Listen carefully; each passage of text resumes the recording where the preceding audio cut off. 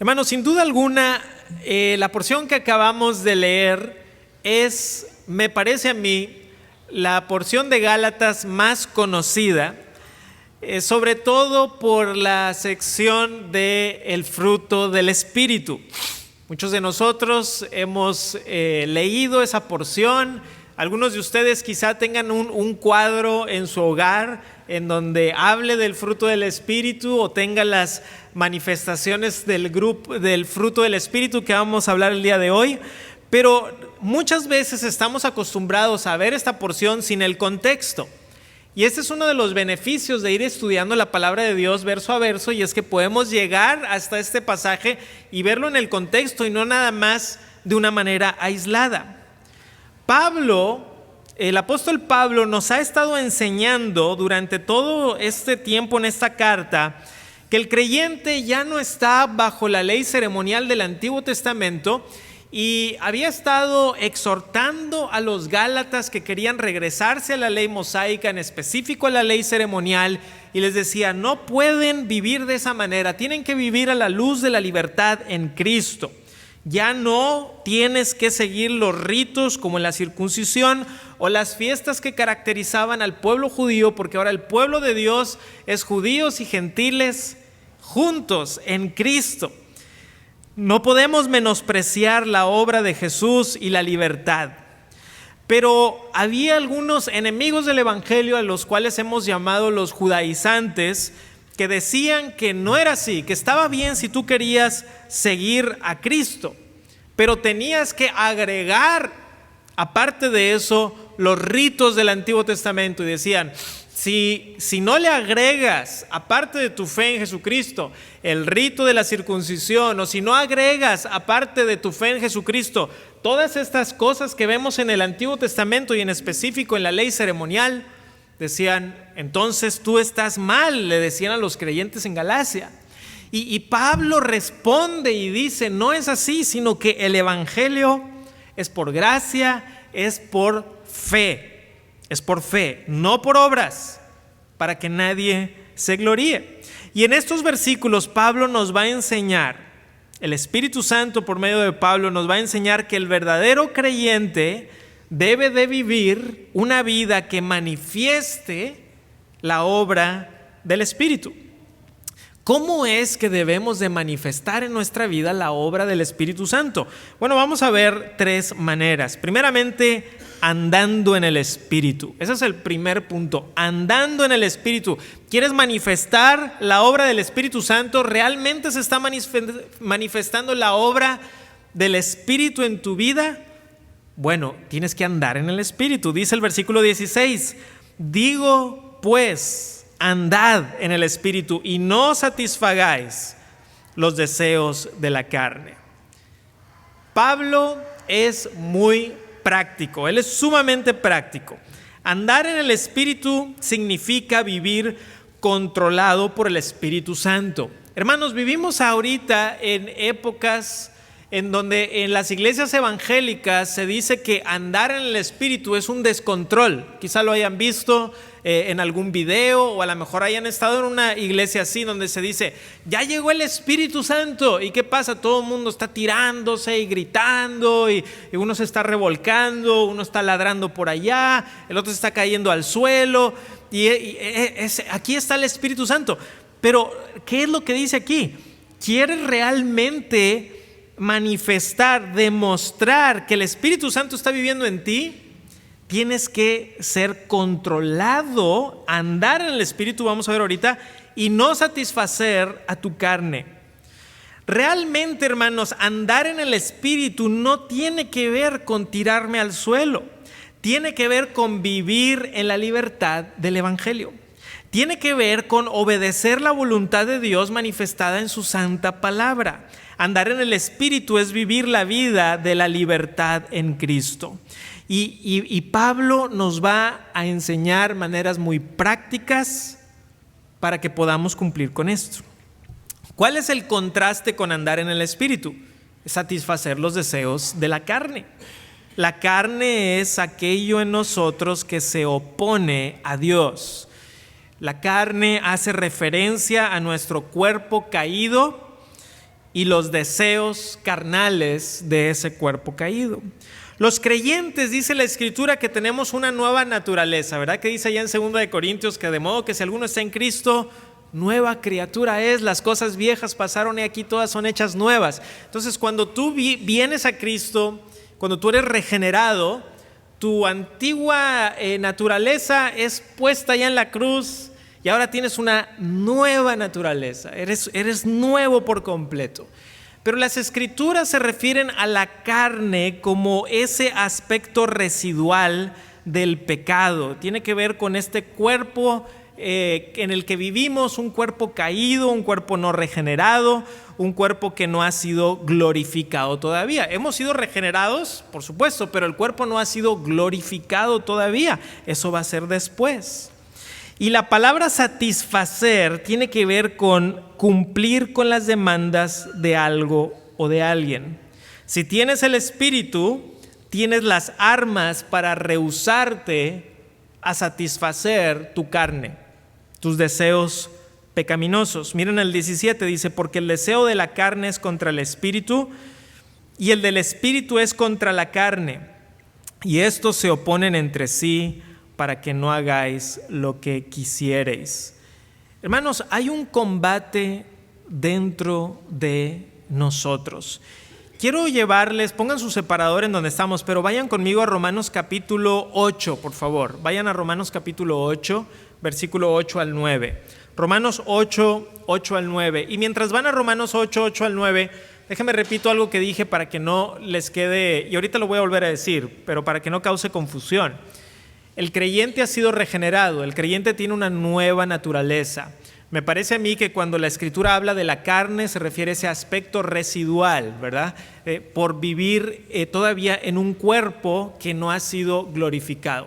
¿Hemos sido regenerados? Sí. ¿Tenemos una nueva naturaleza? Sí. La antigua naturaleza ha sido erradicada, pero seguimos batallando con nuestra carne, con ese aspecto residual, porque vivimos todavía en un mundo caído, en un cuerpo caído.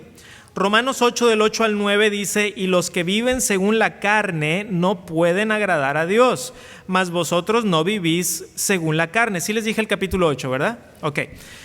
Mas vosotros no vivís según la carne, sino según el Espíritu, si es que el Espíritu de Dios mora en vosotros. Y si alguno no tiene el Espíritu de Cristo, no es de él. Si no tienes el Espíritu de Cristo, no eres de Cristo. Por eso, hermanos, también debemos de rechazar aquella noción que dicen algunos, bueno, es que primero, ¿verdad?, recibes a Cristo y ya después tienes una segunda experiencia en donde el Espíritu Santo viene a ti. Hermanos, si no tienes el Espíritu de Cristo, no eres de Cristo. Y aquí el Espíritu de Cristo está hablando del Espíritu Santo, lo vemos ahí en el contexto, ahí mismo en el mismo versículo 9 lo vemos. Pero si vamos ahora a Romanos capítulo 7, entonces vayan un capítulo hacia atrás, Romanos 7 del 14 al 25. En Romanos 7 del 14 al 25 vamos a ver esa lucha que hay dentro del creyente con su carne, con este aspecto residual, con la carne. Dice en el versículo 14 de Romanos 7, y voy a leer una porción un poquito larga, pero importante. Dice, porque sabemos, dice el versículo 14, Romanos 7, porque sabemos que la ley es espiritual, mas yo soy carnal, vendido al pecado. Porque lo que hago no lo entiendo, pues no hago lo que quiero, sino lo que aborrezco, eso hago. Y si lo que no quiero, esto hago, apruebo que la ley es buena. De manera que ya no soy yo quien hace aquello, sino el pecado que mora en mí. Y yo sé que en mí, esto es, en mi carne no mora el bien, porque el querer el bien está en mí, pero no el hacerlo. Porque no hago el bien que quiero, sino el mal que no quiero, eso hago. Y si hago lo que no quiero, ya no lo hago yo, sino el pecado que mora en mí. Así que queriendo yo hacer el bien, hallo esta ley, que el mal está en mí. Porque según el hombre interior, me deleito en la ley de Dios, pero veo otra ley en mis miembros, que se rebela contra la ley de mi mente y que me lleva cautivo a la ley del pecado que está en mis miembros. Miserable de mí, ¿quién me librará de este cuerpo de muerte? Gracias doy a Dios por Jesucristo, Señor nuestro. Así que yo mismo con la mente sirvo a la ley de Dios, mas con la carne a la ley del pecado. Ahora yo sé que este pasaje hay una parte que parece un poquito de trabalenguas, ¿no? ¿Y de qué está hablando exactamente el apóstol Pablo? Y ya tendremos en otra ocasión la oportunidad de ver este pasaje y desmenuzarlo poco a poquito. Pero déjenme les doy el resumen. El resumen es este: batallamos en contra de nuestra carne y por eso nos sentimos de esta manera como Pablo: miserable de mí. Probablemente te haya pasado que caes en pecado y dices: Dios, perdóname, no puedo creer que haya vuelto a caer en esto. Y te sientes miserable, ¿verdad? Y dices: miserable de mí. ¿Cómo puede ser que de nuevo caí en aquello por lo cual Cristo ya me había salvado? Pero lo que no puedes hacer, querido hermano, es, si has sido salvo por Cristo, no puedes simplemente decir: miserable de mí, listo. Porque Pablo dice: miserable de mí, ¿quién me librará de este cuerpo de muerte? Pero luego hay otro versículo: gracias doy a Dios por Jesucristo. O sea, tienes que ir a Cristo, tienes que ir a Cristo. El problema es si tú dices ser cristiano y cuando caes en pecado no te sientes miserable, te sientes, no, ¿verdad? Como si nada. Oye, me siento súper bien, estoy pecando, estoy haciendo todo en contra de la ley de Dios, mi conciencia no me redarguye, ¿verdad? Pongo alguna excusa espiritual, es que soy libre en Cristo o lo que se me ocurra, me siento bien. Oye, si estás yendo en contra de la palabra de Dios, si estás actuando en contra de lo que dice nuestro Señor Jesucristo, el Espíritu te debe estar redarguyendo para que vayas a la cruz en arrepentimiento y en fe. Hermanos, entonces, estos pasajes que acabamos de ver en Romanos 8 y en Romanos 7, como también nuestro pasaje allá en Gálatas 5, regresen conmigo a Gálatas 5:17, que es en donde estábamos. En estos pasajes, tanto de Romanos como de Gálatas, vemos que hay un combate que se libra entre la carne y el espíritu.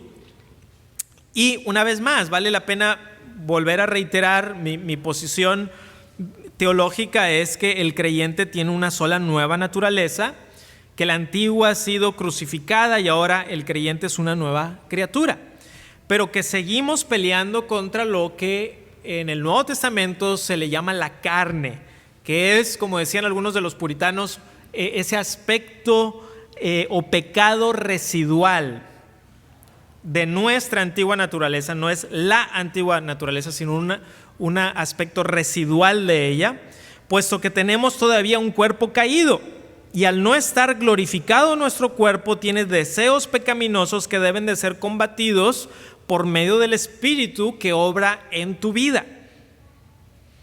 ¿Y cómo es que combates? Pues con tu nueva naturaleza, con el Espíritu Santo morando dentro de ti. Tienes las armas para vencer. Tienes las armas para vencer. ¿Cómo qué armas? Miren el versículo 18. Pero si sois guiados por el Espíritu, no estáis bajo la ley. Hermanos, ser guiados por el Espíritu de Dios es la única manera de vencer tu carne. En Romanos 8, no vamos a regresar ahí, pero no vimos ese. Romanos 8:14 dice que los hijos de Dios son guiados por el Espíritu Santo, el Espíritu de Dios. Lo mismo que está diciendo aquí.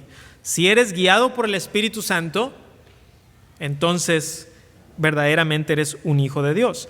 Y la razón por la cual el creyente por el Espíritu Santo ya no está bajo la ley del Antiguo Testamento es porque está bajo una nueva ley, que en el Nuevo Testamento se le llama la ley de Cristo, escrita en nuestro corazón. Probablemente recuerden ustedes Jeremías 31. En Jeremías 31 es la promesa del nuevo pacto. Hay dos pasajes clave de la promesa del nuevo pacto en el Antiguo Testamento. Es Jeremías 31 y Ezequiel 36. Entonces eso se lo deben de memorizar. Jeremías 31 y Ezequiel 36 es la promesa del nuevo pacto en el Antiguo Testamento. O sea, en el Antiguo Testamento esos dos pasajes, Jeremías 31 y Ezequiel 36, son la promesa del nuevo pacto que vendría en Jesús. Y en Jeremías 31:33 dice: daré mi ley en su mente y la escribiré en su corazón, y yo seré a ellos por Dios y ellos me serán por pueblo. Dios promete que por su Espíritu Santo Él pondrá la ley en tu corazón. Entonces, al ser guiado por el Espíritu, vas a estar obedeciendo al Espíritu Santo y la palabra de Dios. Esa palabra que Él ha puesto en tu corazón. La ley de nuestro Señor Jesucristo, del amor al prójimo, del amor a Dios. Hermanos, la obediencia a Dios es la señal principal de que estás siendo guiado por el Espíritu. Entonces, ser una persona espiritual no tiene nada que ver con dar maromas, no, tiene que ver con el control que el Espíritu Santo está teniendo en tu vida cuando tú te rindes a Él y estás tú actuando de acuerdo a la voluntad revelada de Dios. Y que tú dices, yo quiero vivir para Cristo. No es una vida de desenfreno, es una vida de control, el control que el Espíritu Santo trae en ti. Y yo quisiera preguntarte, hermano o hermana, amigo o amiga, si estás caminando en el Espíritu, ¿qué guía tu vida? ¿El Espíritu o tu carne? ¿Cuál es el consejo que buscas seguir? ¿El de la Biblia? ¿Buscas seguir al Espíritu Santo? ¿O tu propio consejo o el de tus amigos que no son creyentes o de la cultura a tu alrededor? Y estás dejando que algo que no sea el Espíritu Santo guíe tu vida. Y por cierto, queridos hermanos, y esto es importante decir que cuando hablamos de la guía del Espíritu Santo, no estamos hablando de algo meramente subjetivo, porque entonces cada persona pudiera decir, no, es que a mí, esto es lo que me dijo el Espíritu Santo. El Espíritu Santo nunca va a contradecir la palabra de Dios, porque es lo que está poniendo en tu corazón. Entonces, si una persona dice, es que yo estoy dejándome guiar por el Espíritu y está haciendo algo en contra de la palabra de Dios, puedes tener certeza absoluta que eso no es ser guiado por el Espíritu Santo. Porque el Espíritu Santo no guiaría a alguien a hacer algo contrario a la palabra de Dios. No tenemos un Dios de confusión, tenemos un Dios de orden, dice la Escritura. Hermanos, si el verdadero creyente debe de vivir una vida que manifieste la obra del Espíritu, nos pudiéramos preguntar cómo podemos manifestar esa obra del Espíritu en nuestras vidas. ¿Cómo? Bueno, primero dijimos, debes de andar en el Espíritu, controlado por el Espíritu. Pero segundo, punto número 2, no practicando las obras de la carne. No practicando las obras de la carne. Ahora, en el versículo 19, el versículo 20 y el versículo 21 vemos una lista, ¿verdad? Una lista de varios pecados. Eran pecados que Pablo está hablando de ellos porque los había visto en la iglesia de Galacia y está reprendiendo, está exhortando, está diciendo, esto ya no más. Por supuesto, Pablo no está citando todos los pecados habidos y por haber, de ninguna manera. Está citando una lista representativa de pecados comunes que veía en la iglesia de Galacia. Pero esta lista se pudiera dividir de manera general en 4 categorías. Pecados de inmoralidad sexual sería el primero, ahorita los vamos a ver. Pecados de idolatría o de paganismo sería la segunda sección que ahorita vamos a ver. Tercero, pecados en contra del prójimo. Y cuarto, pecados de exceso. Y vamos a ver algunos de estos, vamos a ver algunas definiciones. Primero, los pecados de inmoralidad sexual usa 2 palabras y en específico la palabra fornicación, que es la que está en los manuscritos más antiguos. La palabra fornicación es la palabra porneía y de ahí viene la palabra pornografía. La palabra pornografía tiene su derivado de una palabra griega que es la palabra porneía, que se traduce muchas veces en nuestra versión Reina Valera como fornicación. En algunas versiones se traduce como inmoralidad sexual y se refiere en específico a pecados sexuales de diferentes índoles. La palabra inmundicia se refiere a corrupción moral y también está asociada con corrupción de pecado sexual. Es decir, recuerden lo que vimos la semana pasada y creo que antepasada también lo mencioné. Y es que la ética sexual cristiana es que la sexualidad Dios la ha reservado para el pacto del matrimonio porque no tenemos el derecho de usar a una persona. No podemos usar a las personas para un beneficio propio, sino que lo hacemos en el contexto de verdadero amor. Y el contexto del verdadero amor es el contexto de hacer pacto con una persona. No es de que, bueno, pues es que mira, es una necesidad, ¿verdad?, física y por lo tanto, no, tú no puedes usar a personas. Si tú vas a disfrutar de eso que Dios ha dado, lo debes de hacer en el contexto de un compromiso con esa persona, que puedas mirar a esa persona a los ojos y decirle, te amo con todo mi corazón, y puesto que te amo con todo mi corazón, me entrego a ti. Es por eso que cuando nos casamos, en la costumbre cristiana decimos pactos, ¿verdad?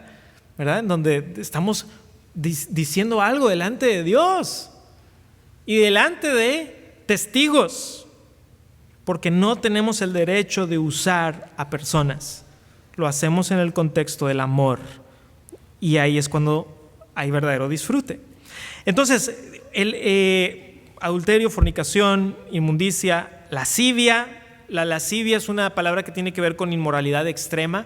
Entonces Pablo no nos va a dar todas las categorías, sino que nos da una palabra que dice todo aquello que no vaya de acuerdo a eso que Dios pide de nosotros, es una vida santa, una vida de amor, una vida de entrega a la persona, entonces está mal. Muchas veces pensamos que la ética sexual bíblica puede sonar muy restrictiva, sobre todo en los tiempos modernos, ¿verdad? Donde dice, eso parece muy restrictivo.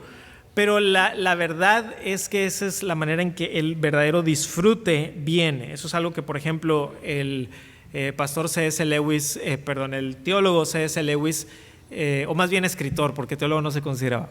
C.S. Lewis muchas veces habló al respecto, ¿verdad? Que nos conformamos con muy poco, creemos que con esto voy a ser feliz, y Dios dice, yo te estoy prometiendo esto, muchísimo más, pero nosotros nos conformamos con hacer las cosas en tiempos, formas o lugares que Dios no quiere. Entonces, pecados de inmoralidad sexual. Segundo, pecados de idolatría o de paganismo.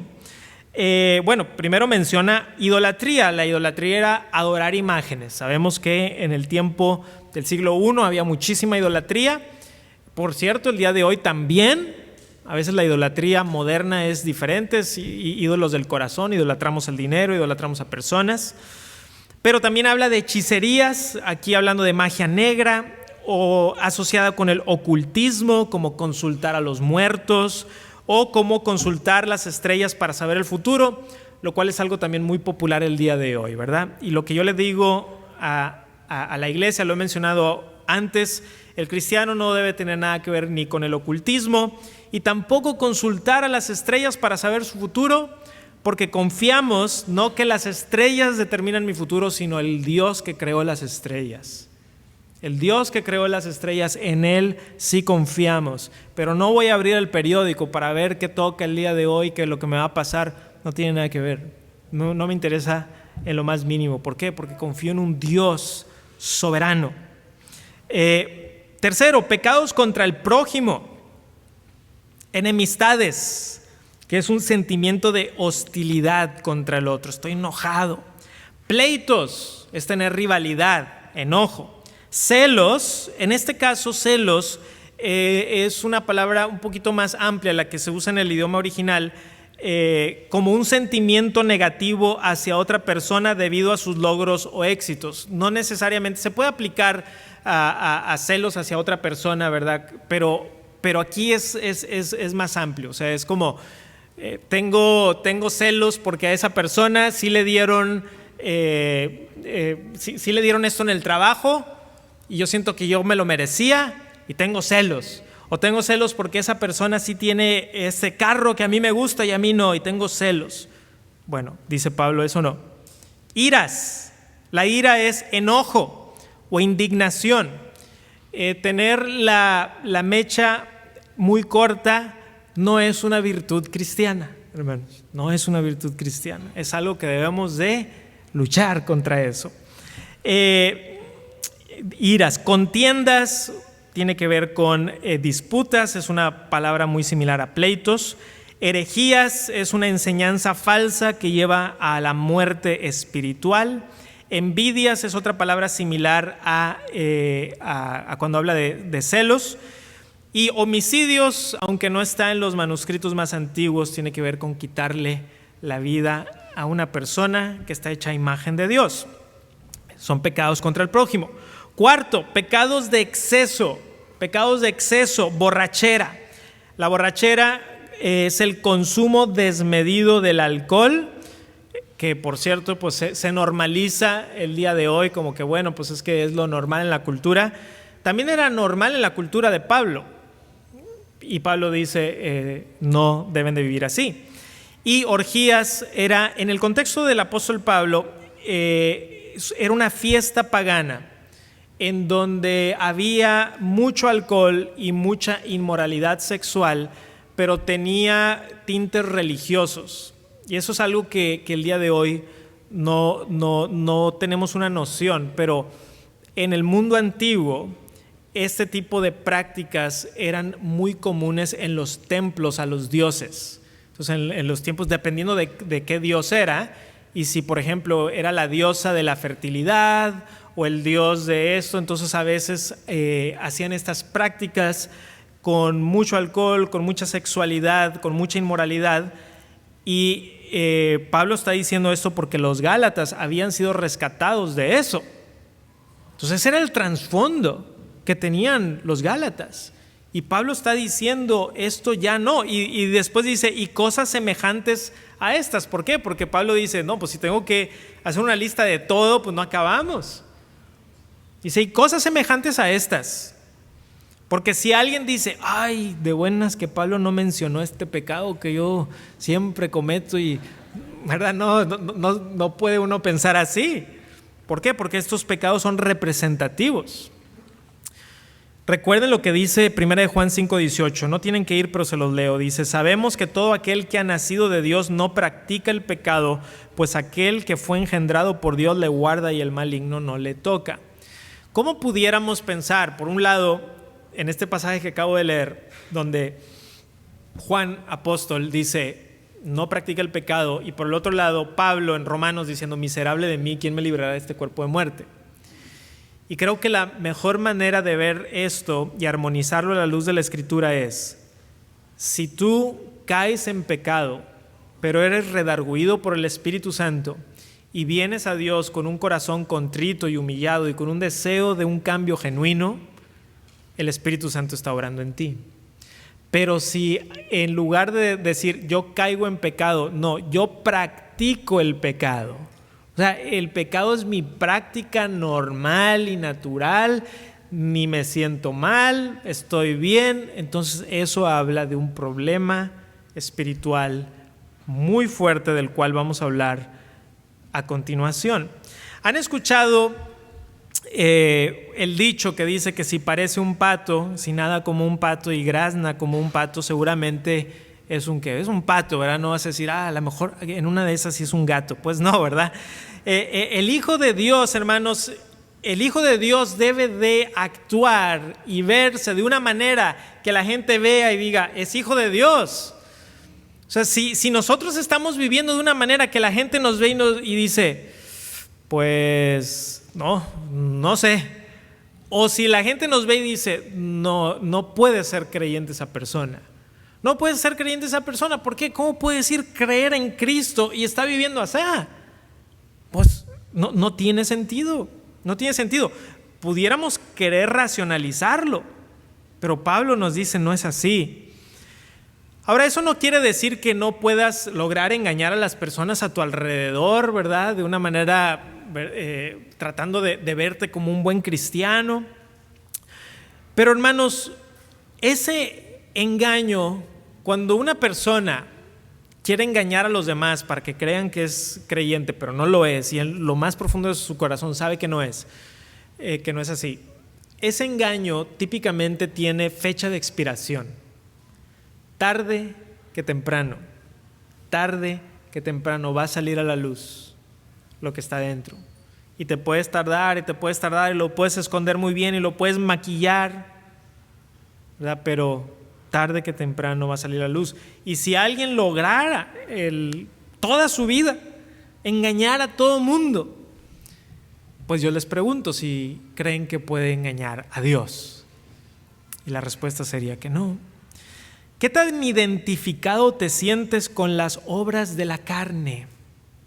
Porque si al leer esta lista estás pensando, eso como que caracteriza mi vida, hay que hacer entonces un examen espiritual significativo de tu vida y tu corazón.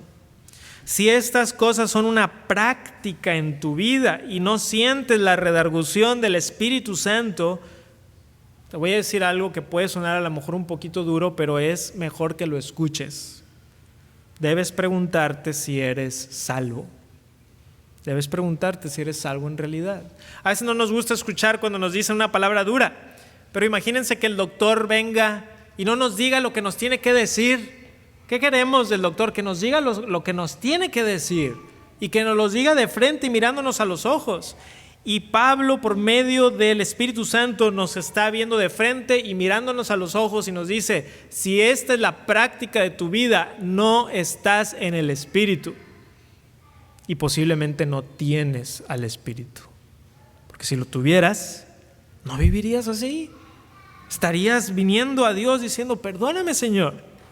Entonces el verdadero creyente debe tener una vida que manifieste la obra del Espíritu, primero como andando en el Espíritu, dejándose controlar por el Espíritu. Segundo, no practicando las obras de la carne. Tercer punto, manifestando el fruto del Espíritu. Versículos 22 y 23, vemos este hermoso pasaje del fruto del Espíritu: amor, gozo, paz, paciencia, benignidad, bondad, fe, mansedumbre, templanza, y dice, contra tales cosas no hay ley. Lo primero que debemos de notar, hermanos, es que es un solo fruto, porque muchas veces decimos los frutos del Espíritu, pero ya vieron que aquí está hablando del fruto en singular. Este fruto tiene 9 manifestaciones, algunos lo han llamado 9 gracias que Dios nos ha dado, es una gracia o don que Dios da. Pudiéramos pensar algo así. Les voy a dar una ilustración que no es perfecta, pero por lo menos algunos teólogos han tratado de dar esta ilustración. Que quizá Pablo tiene en mente el fruto de la vid, que era un fruto que se usa mucho en la Biblia como ilustración, como si fuera un racimo. Imagínense un racimo con 9 frutas, pero estamos hablando de un solo fruto. O sea, no quiero que piensen, aquí hay un fruto y luego hay otro fruto. No, es un fruto, pero se manifiesta de estas 9 maneras.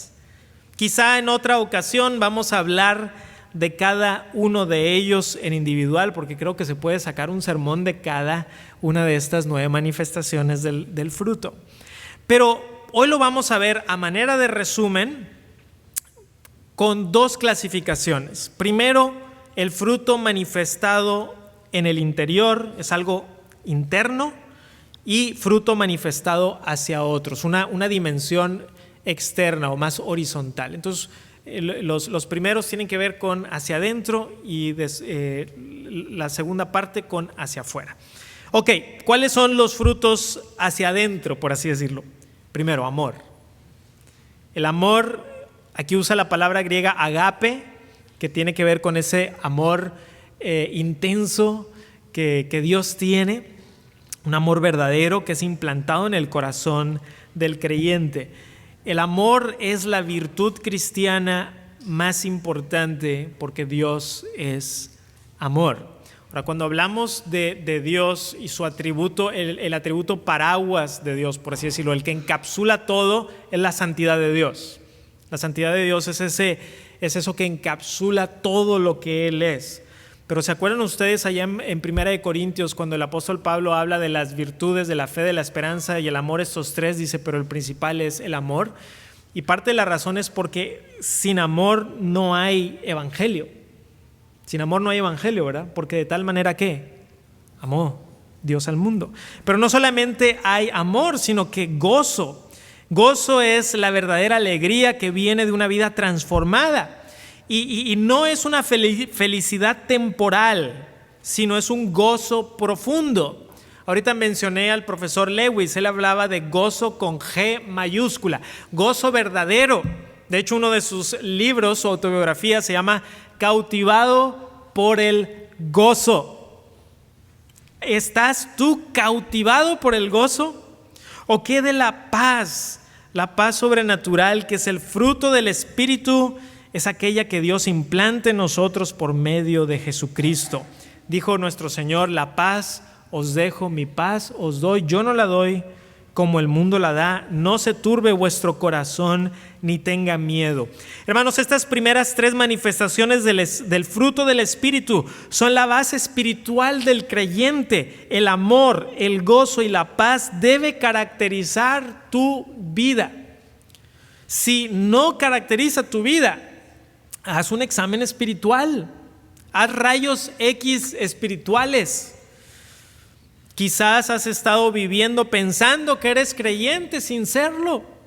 O quizás estás viviendo una vida alejada de Dios y eso es pecado.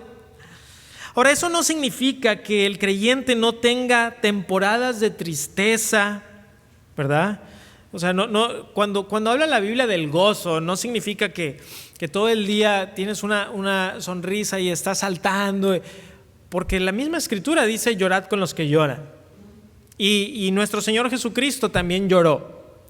El gozo tiene que ver con la disposición de tu vida, es decir, cómo es que tú vives tu vida. La vida es con gozo. Y si tú dices: no, hermano Manuel, no es esa la característica de mi vida, no es el gozo, no es el amor y mucho menos es la paz. Entonces, hermano, qué buena oportunidad, hermano o amigo, qué buena oportunidad te ha dado Dios hoy para que examines tu corazón. Hoy tienes la oportunidad de venir delante de Dios, ¿verdad? Después, cuando des tu último aliento, ahí será demasiado tarde, pero hoy podemos venir a Cristo. Hermanos, el fruto manifestado hacia otros, solamente voy a dar un resumen. Paciencia tiene que ver con soportar la provocación. Cuando alguien me provoca, inmediatamente me enojo. Eso es ser impaciente. Ese no es si yo soy impaciente, ese no es el fruto del Espíritu. Si yo digo: no, es que yo así soy, no deberías. Benignidad es demostrar generosidad. La bondad es demostrar gentileza. La fe es confianza plena en tu Dios. La mansedumbre es ser gentil, es ser humilde, es ser cortés, es ser considerado. La templanza es controlar tus impulsos y deseos. Ahora, quizá, hermanos, algunos de ustedes se están sintiendo abrumados. A lo mejor algunos de ustedes están pensando: pastor, nos hubiera dicho para traernos un casco mínimo, ¿verdad? Porque... Pero, hermanos, esto que está diciendo el apóstol también es para mí. ¿Okay? Es para ti y es para mí. Y yo también voy a esto y digo: a ver, ¿siempre estoy manifestando esto? Y la respuesta es no, no siempre. Y entonces, ¿qué hago? Una es decir: pues ni modo, nadie puede, yo tampoco, y pues no hay de otra. Hermanos, ¿saben que hubo una persona que siempre manifestó el fruto del Espíritu? Siempre. Imagínense, increíble, ¿no? ¿Saben cómo se llama, verdad? Se llama Jesús. Jesucristo siempre manifestó el fruto del Espíritu porque siempre vivió tomado del Espíritu Santo. Siempre. Y es a ese Cristo que nosotros podemos ir y decirle: Cristo, necesito de tu ayuda, necesito de tu perdón y necesito de tu gracia. Miren lo que dice el versículo 24: pero los que son de Cristo.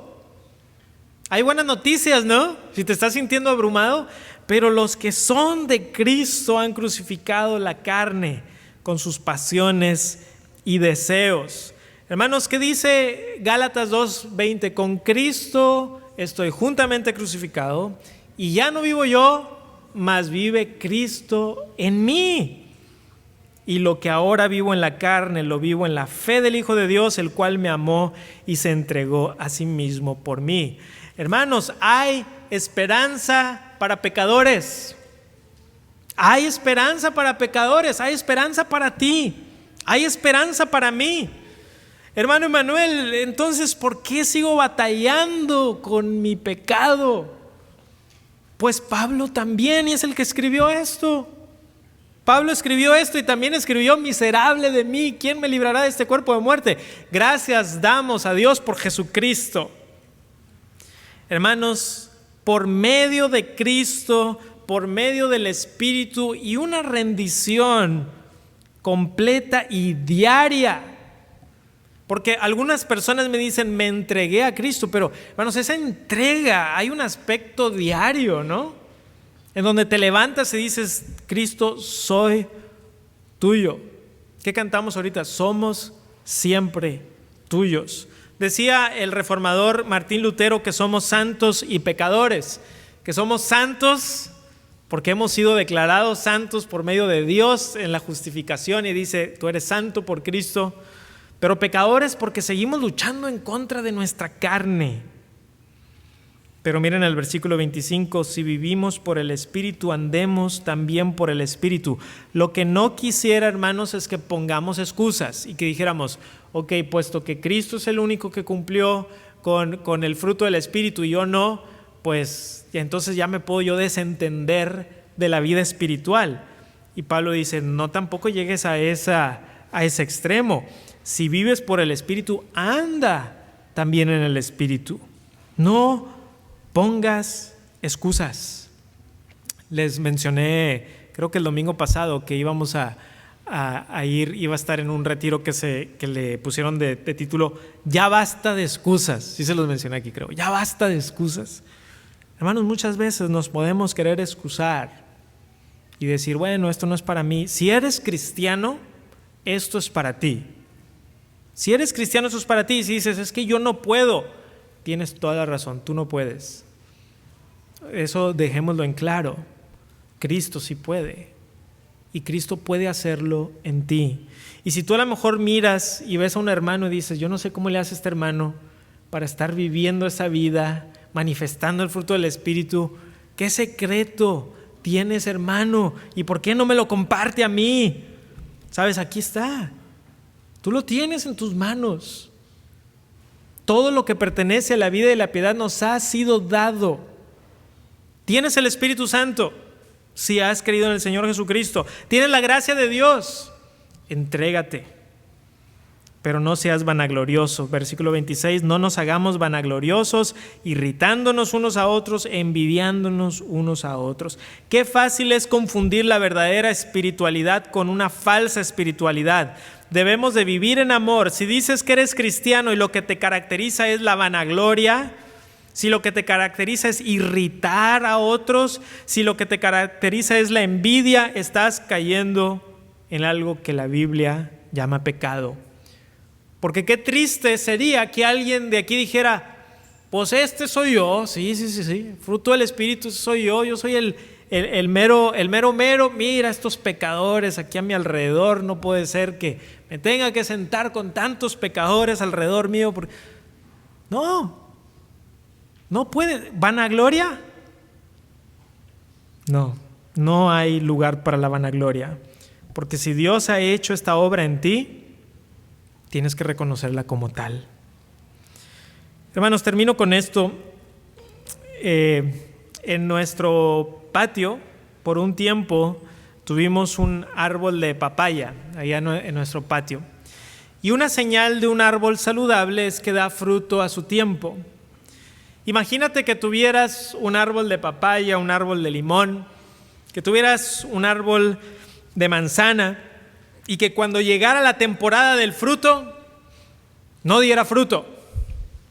¿Qué harías? ¿Te preocuparías? Dirías: pero si este es un árbol de papaya y es el tiempo y no ha dado fruto, ¿qué es lo que está pasando?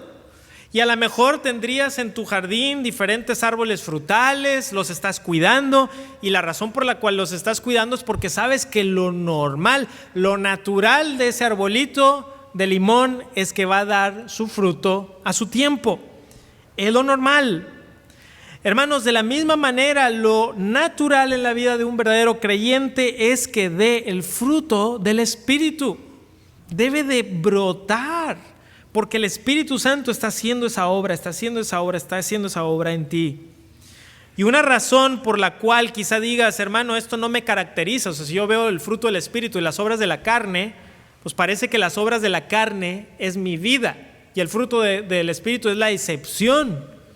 Pues entonces haz diagnóstico espiritual, porque o necesitas venir a Dios en arrepentimiento para cambiar, o quizás estás viviendo una vida engañada y crees que por venir a la iglesia o porque tu cónyuge es creyente o porque tus papás te han traído, eres cristiano, o porque te sabes los himnos, o porque puedes decir el Salmo 23, o porque la razón que tú digas.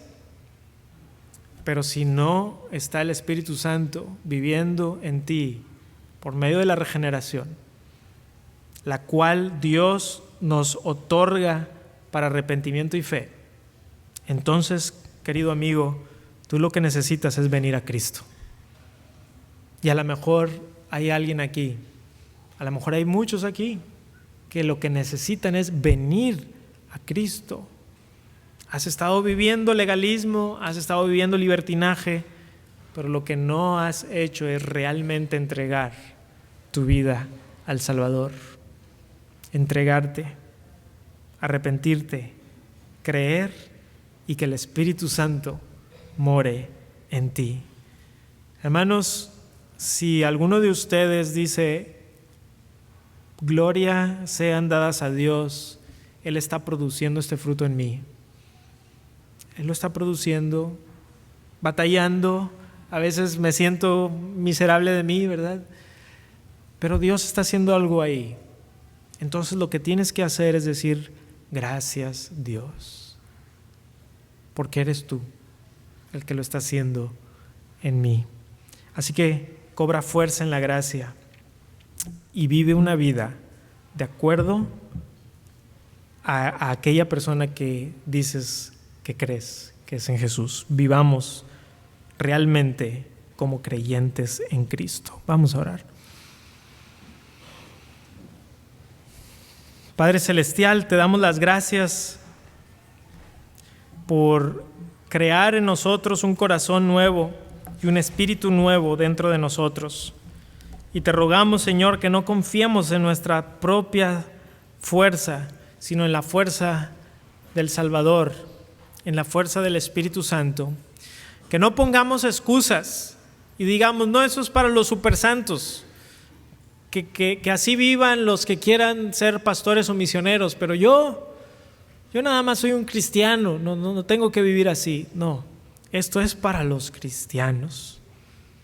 Es lo que tú quieres: amor, gozo, paz, paciencia, benignidad, bondad, fe, mansedumbre, templanza. Señor, contra eso no hay ley. ¿Por qué? Porque la has puesto dentro de nuestro corazón. Y te pedimos, Dios, que nos otorgues esto para tu gloria y que podamos vivir de acuerdo a tu voluntad. Pues lo pedimos en el nombre de nuestro Salvador. Amén y amén.